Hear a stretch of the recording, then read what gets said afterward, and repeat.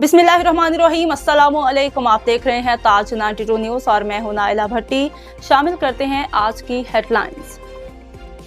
कराची से इरफान अली मेमन की खबर शामिल करते हैं। मुल्क के साबिका वज़ीर आज़म इमरान खान और पाकिस्तान तहरीक इंसाफ के सरबराह इमरान खान को कराची मलीर के कौमी असम्बली के हल्का NA 237 पर ज़िमनी इंतखाबात में तारीखी शिकस्त देने पर chairman Pakistan Peoples Party Bilawal Bhutto Zardari, वज़ीर आला सिंध सैयद मुराद अली शाह की जानिब से पाकिस्तान पीपल्स पार्टी उम्मीदवार अब्दुल हकीम बलोच को मुबारकबाद देते हुए कहा कि मलीर की बाशऊर आवाम ने इमरान न्याजी से 2018 की इलेक्शन का बदला इबरतनाक शिकस्त देकर लिया है।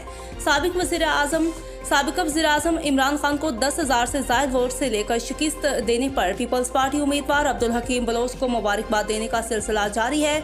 जश्न और मलीर में इलेक्शन कैंप ऑफिस पर जयालों का जश्न, शानदार आतिशबाजी का मुजाहरा। पीपल्स पार्टी रहनुमा सूबाई वज़ीर सईद गनी वकार, मेहदी MPA यूसुफ, मुर्तज़ा बलोच, इरफान वाहिद, साबिका कौंसलर कमर जान बलोच, सुलेमान मेमन, सलीम मेमन, मुर्तज़ा यार मोहम्मद बलोच, मुस्लिम लीग नून सिंध के रहनुमा कादिर बख्श कलीमती, सूबाई नायब सदर मोहम्मद मूसा जामोट और दीगर ने अब्दुल हकीम बलोच को कामयाबी पर मुबारकबाद देते हुए कहा कि मलीर की आवाम इमरान न्याजी की सियासत को रद्द कर दिया है।